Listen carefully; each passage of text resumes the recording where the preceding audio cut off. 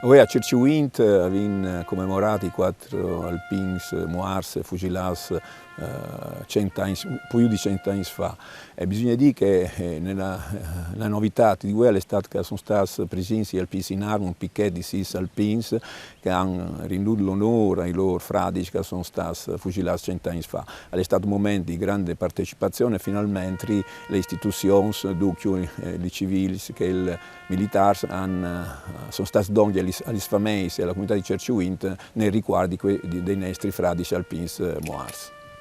Francamente una situazione che era impensabile che potesse continuare, che quattro frutte sono stati occupati dopo perché hanno rifiutato di eseguire un ordine assolutamente assurdo, che era quello di ripinarsi sotto le montagne e rischiare di essere occupati, anzi con la sicurezza di essere occupati a gratis, senza portare nulla a casa.